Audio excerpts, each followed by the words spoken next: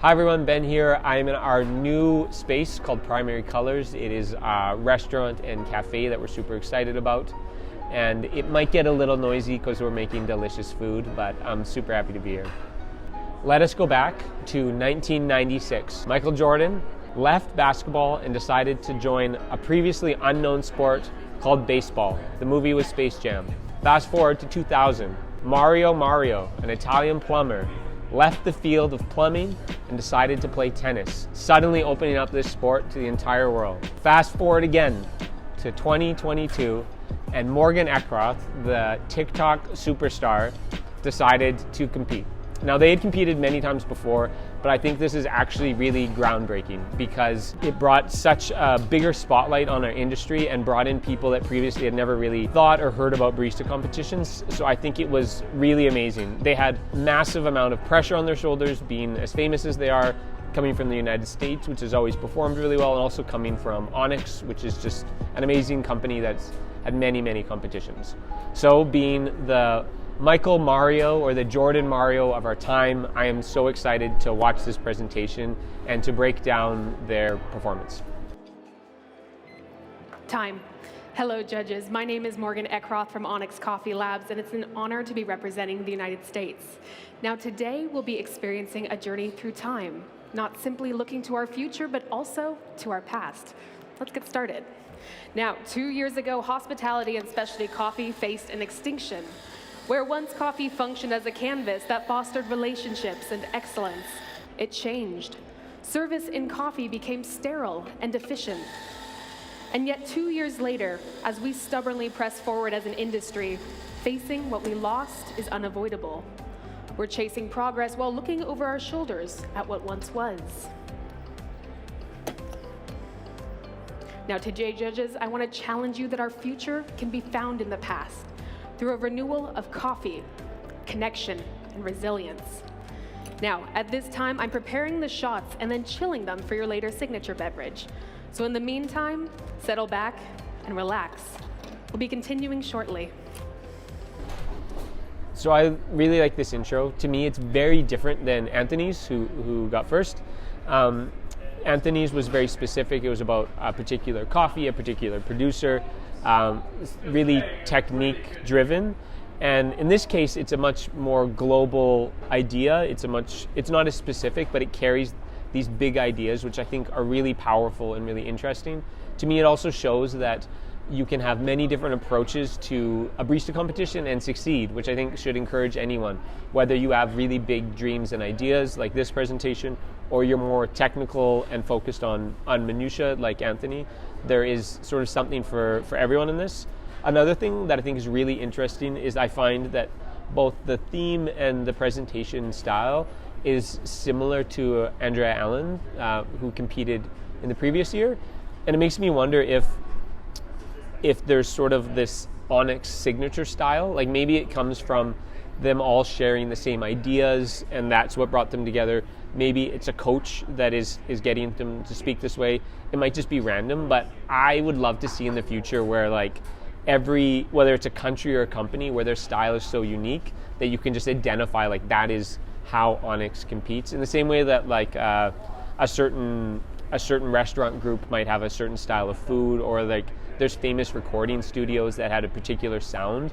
I would love to see this continue where like maybe another Onyx competitor has a similar style of presenting. I think it would be really neat, and it would make the competition more interesting if you could start to identify these kind of techniques.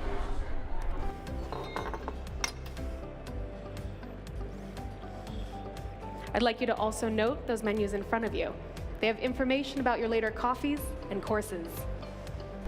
So one thing that I have heard a lot about, and I think it's partly because Morgan is probably the most watched video of everyone at WBC almost of all time, is those drips right there on the scale. So it's about probably 2 to 3 grams of espresso, and many people have wondered how much this damaged Morgan's score.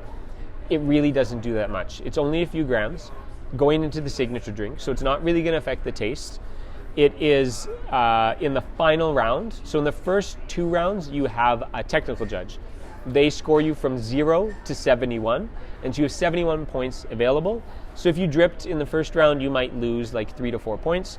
But in this round in finals, you only have the head judge giving you any sort of technical score, and they have a 0 to 6 score. They're also looking at many, many other things. So my guess is that either Morgan lost maybe 1 or 2 points, or it's possible the head judge never even saw it and Morgan didn't lose any points. What really matters in finals is your coffee delicious and is your presentation good? And if we look at Morgan's placing, we can easily identify that both of those things are true.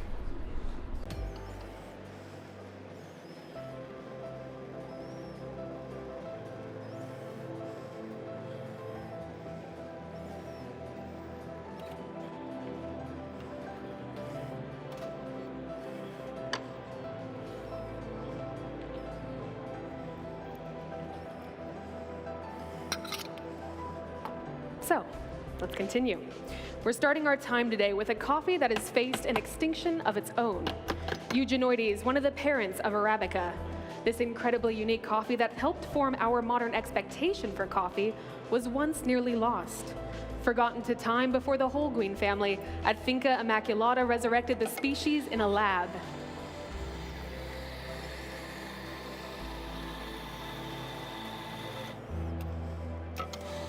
Deep in the Andes Mountains of Colombia, this coffee has reappeared through painstaking care and effort. Now, the Eugenoides is certainly an ancient species that has been renewed through technology, and the flavor profile it holds is incredibly unique. It has low acidity and complex sugar development that has been enhanced through natural processing. Because of this, today, judges, I'm updosing to 23 grams in, approximately 36 grams out at 25 seconds.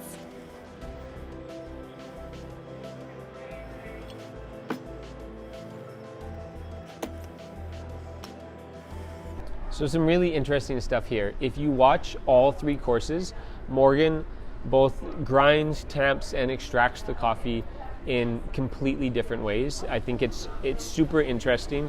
Basically, in the first set, Morgan didn't weigh any of the doses, just dosed them, tamped them, and then pulled them. In the second course, you can see Morgan's using what's called Weiss distribution. It's breaking down the clumps in the coffee to give you a more even extraction. They're also weighing the doses. And so to me, it shows that they've broken down every course and realized where they can save time, what actions will impact quality and which ones won't. And I think it just shows how experienced they are at comp and knowing exactly where to put their time and their effort. And this is a great lesson for anyone wanting to compete. It's where to put that extra effort. Now, I mentioned that the Eugenoides sweetness has been enhanced by its processing, but today we're going to do so once more, this time with the addition of milk.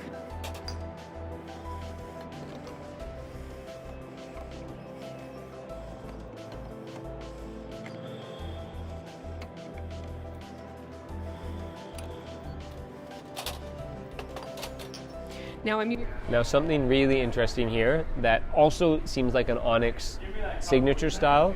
Morgan is not using scales for their milk course. In the first set of shots for the signature drink, Morgan had a scale weighing 1 set of espressos, but not the other one. And that one, she just started both at the same time. You know that you're roughly at the same weight if you stop them both at the same time. Here, there is nothing. It is no scales, no nothing. I think this is really interesting. To me, it's a big risk. I'd love to know why they chose to not use scales. The cups are quite big, so they might not fit underneath.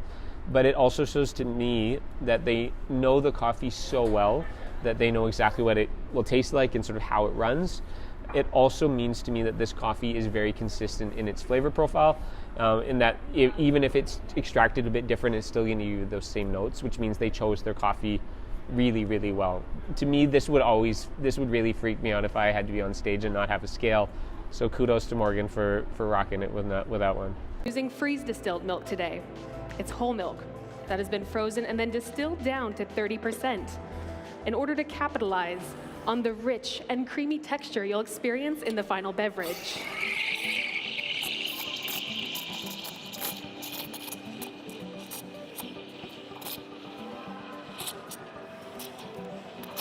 I'll be rejoining you at those tables shortly.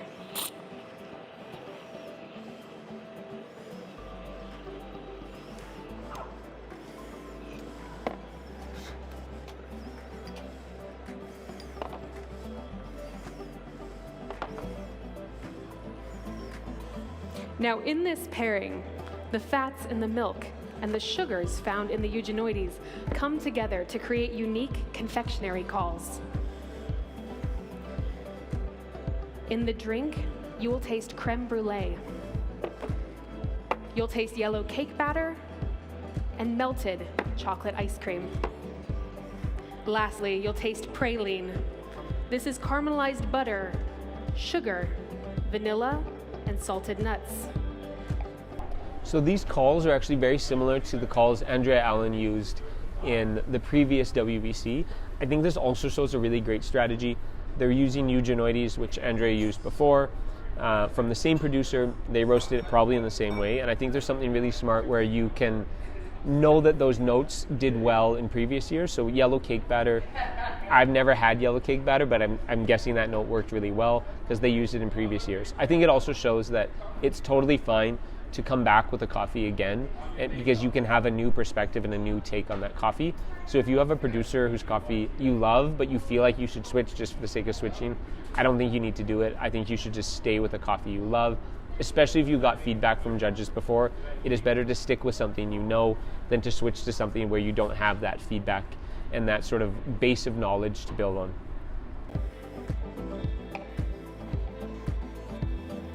The tactile is extremely thick. It has a heavy weight and is buttery and rich.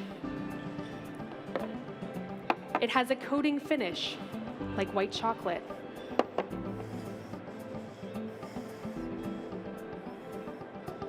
The Eugenoides is certainly a species that has already undergone a renewal, and yet it faces another extinction today, this time driven by climate change and resulting in low production. Once more, we look forwards towards an uncertain future in this coffee's history. And yet before you on this table is the rare magic of Eugenoides. Now my only drinking instructions for you are this. Once you are done with your evaluation, please take a sip of water. This will prepare you for our further coffees and courses.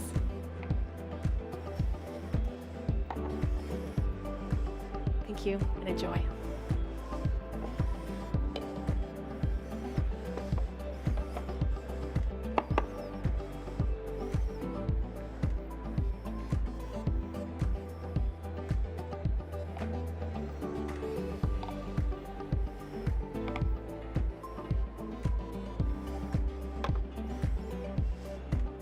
Thank you and enjoy.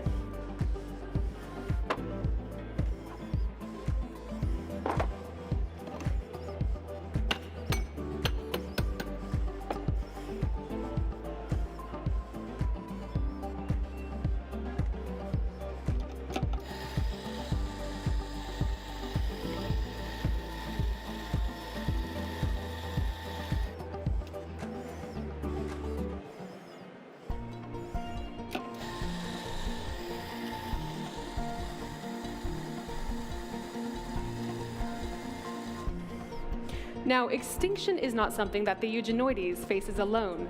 Coffee itself lives in jeopardy and stands in the face of such threats as global climate change and large-scale market shifts. To even begin to offset this, the inherent value of coffee must increase. On this stage, we champion ourselves as representatives of the specialty coffee industry. And yet the question remains, who is specialty coffee for? In the last 2 years, we've seen increased interest in home brewing, along with passion to move from novice to expert. There is clearly still value to be added to this industry, and finding ways to connect with this new segment will be key in our own renewal. Now, we'll return to that thought shortly, but for now, our journey in flavor continues, this time with a new coffee from Immaculata, the natural processed Sudan Rume varietal. This coffee has been roasted in 8-minute batches with a drop temperature of 191 degrees Celsius. This is in order to maintain the Sudan Rume's tropical acidity while still developing it for the rich tactile of espresso. So some roasting information here. To me, roasting information is often just to tick a box. It's such a complicated thing and it's hard to convey information in roasting.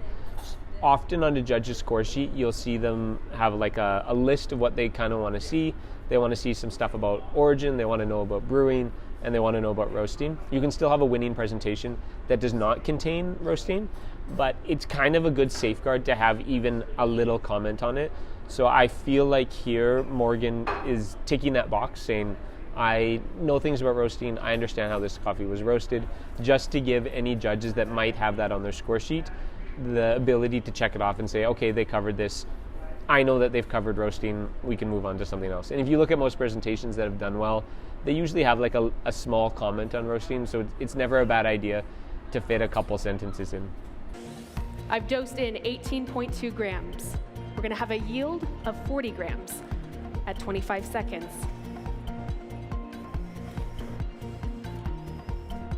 As I come to you, judges, please wait to taste, but do perform your crema evaluation.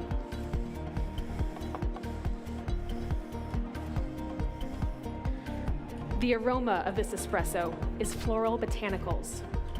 In the cup, you'll find pink grapefruit, a floral rose, raw sugar, it's sweet, but unrefined with minerality, and you'll taste kiwi. The tactile is a medium weight. It is slick and silky with coating botanical oils and acids. And the finish recalls the floral rose. And that kiwi note you tasted transforms into lime for a long finish.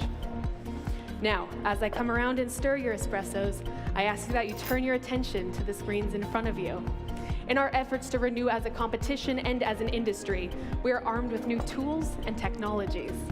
I want to take you and all joining us here to Immaculata, to the orange blossom fields, and the citrus that grows above the coffee, and to the immense care and effort that has gone into the cup in front of you. Now, as I come by and I remove your spoons, I ask you to lift your espresso, take in the sights of Immaculata, and then finally, delight your palate with the flavors of Immaculata. A lot going on here, so some actually really kind of big calls. I feel like this espresso must have been delicious. You have florals, you have citrus. Calling sugar on an espresso to me is a really big move, and obviously with the placing that Morgan got, I think it probably hit, but you think of espresso, how often does it taste like raw sugar? So I think that call is really interesting. I would love to have tasted this coffee because I imagine it was just stunning. Morgan also has these iPhones that have video showing the farm. I think this is a really smart way. If you're about to go do a bunch of technical stuff that you need to focus on, giving the judges something to watch and engage in can be useful so that it sort of still fills up the presentation while you can go and do other things. And enjoy. Enjoy.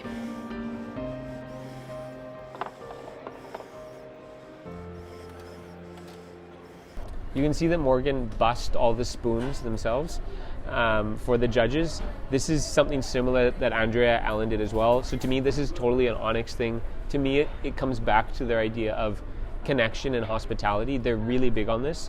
So to me, this really fits in with their values. It is both a mark and a stamp of the two incredible baristas of Andrea and Morgan. To me, it also speaks to Onyx's culture. So I really love this touch in terms of serving judges, but I also think it's a very much like an Onyx signature move.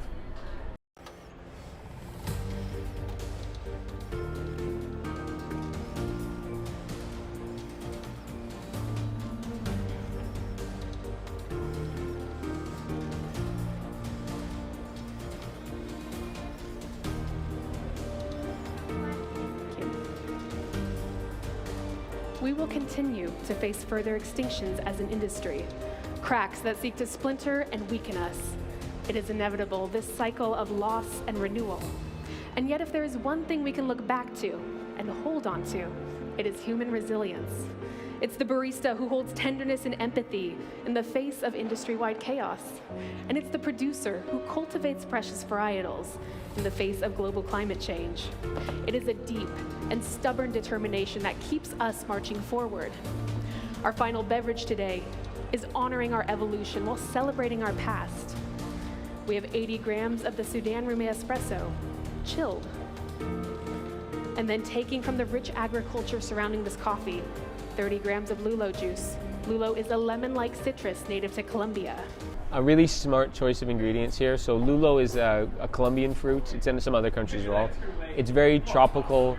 It reminds me a lot of sour candy, but many judges won't know what this fruit tastes like. So I think it's a really creative use where you put something in that really, coming from a background where I've never had lulo until I was in my late 20s, early 30s. So all my descriptors around lulo are things that I've had in the past. And so it's easy for a competitor to put lulo in a drink and call a different tasting note because we don't have a good lexicon of words to describe it. So it lets you use an ingredient that kind of tastes like something else so you can pull a different note out of it. We have 25 grams of simple syrup made using a 1-to-1 ratio of demerara sugar and water. These two ingredients, in combination with the espresso's grapefruit call, creates the flavors of tamarind and maple. We have 30 grams of salted pineapple juice. The addition of saline creates a balancing effect. And this ingredient, in combination with the espresso's sweetness, creates the flavors of spiced cocoa. Using salt in a signature drink, I think, is super smart. I actually think that many competitors are using salt in their signature drinks and not saying it. So we know that if something is sour, you add sugar. And on the flip side, if something is bitter, you actually add salt. It will reduce that taste. So if you have a signature drink and you want to reduce the bitterness a little bit, maybe you want to highlight fruit or something like that, and you don't want any bitter compound to it, a little bit of salt can go a long way. So my guess is that's why it's salted pineapple juice. I might be wrong, but it's for sure going to help balance this drink. Lastly, taking from the past, we have 20 grams of the freeze-distilled milk you experienced in your previous course. This is creating the textures and the flavors of cream soda. Now, I'm carbonating all these ingredients together using a tool called the pralini. With technology, we are infusing this drink with a lush and effervescent texture.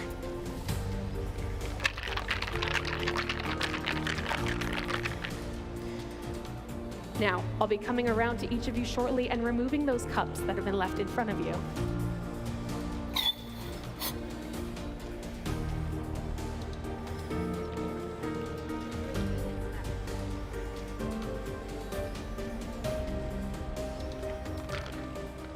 So something that is missing from some of this description is often the judges want to know how you prepared each ingredient. So how did you make something?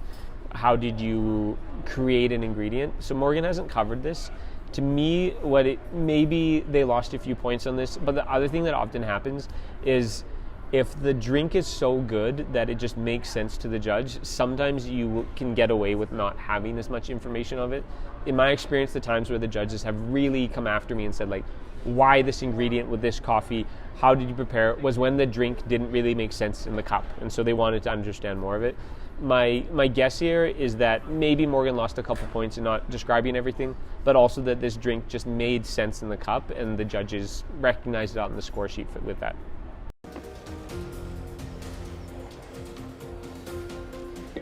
Judges, I will now be breaking your espresso cups. This is representing the extinctions we have faced, are facing, and will continue to face.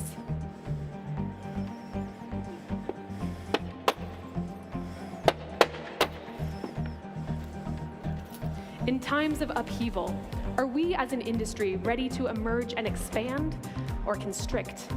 It is my hope that the former is true, because if we look to the past, we can see this.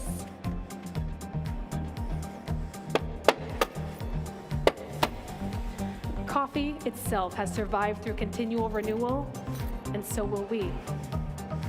Now, if I may remind you, those flavors you'll taste in our final beverage. It's tamarind juice, cream soda, maple, and the flavor of spiced cocoa. Now the aroma you'll get is pungent botanicals with a finish of complex spices. The tactile is a medium weight, yet it can feel lighter on the palate due to the carbonation. It begins slick and juicy, developing into creaminess and finishing with sparkling effervescence. And as a final touch, the national liquor in Colombia is called aguardiente. It is an anise-based spirit that is often used in celebration. In times past, it has been shared between Onyx and Immaculata in partnership. Because of this, I am spritzing each of your cups with orange blossom water and anise tea, creating the aromatic experience of celebration in the coffee fields of Immaculata. Once more, I ask that you wait to taste. The cups I'm placing in front of you have been remade using the ancient Japanese technique of kintsugi. It's a mending of something broken with gold to turn it into something even stronger. This is coffee. It's humanity. And if we look closely, we may even see the threads of gold woven through our own shared histories.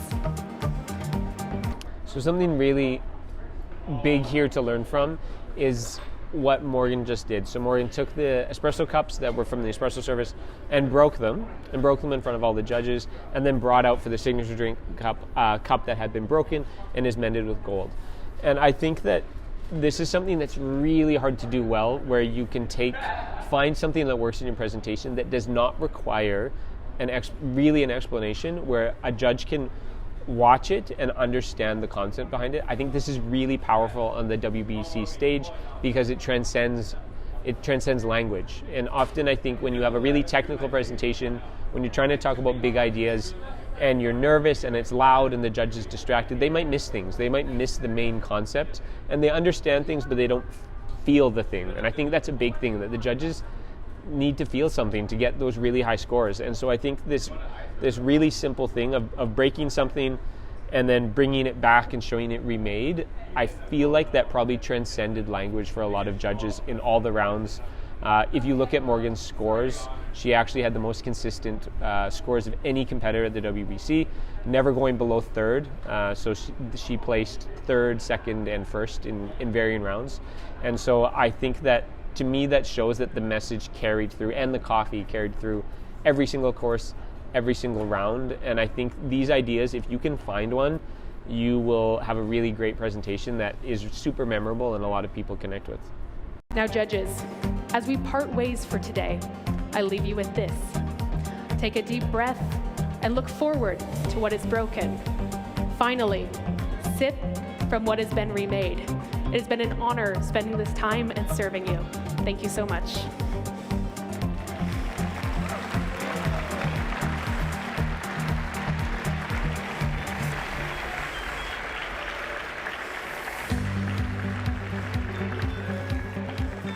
That's time.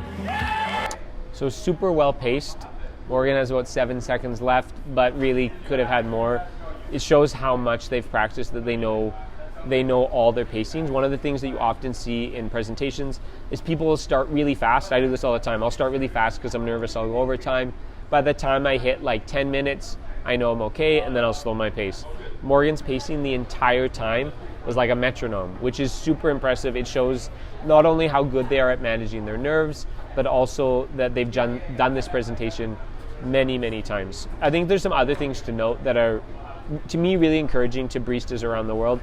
Morgan's setup is actually pretty simple. It's wooden boards, there's paper menus that are handwritten, and so I think that simple things can still score really well. You don't have to have the fanciest setup with the best equipment. To me, this is a presentation that was built by really great coffee professionals, people that knew how to source and roast coffee and extract and make it really, really well. I think that the big ideas that Morgan presents are global. I think it's a really interesting presentation in that it has some timeless components to it, but also she started it right in relation to COVID. And so it speaks both to where the judges are in that current space, but I think this presentation also holds a lot of value for years to come for people to watch and enjoy. I think that Morgan did an amazing job. I am super thankful that she brought the WBC into a wider spotlight and a wider audience. I think we all owe her like a huge thank you for doing that, and I think she did such a good job. Thanks everyone for watching. Please let us know in the comments what you thought and what you'd like to see next.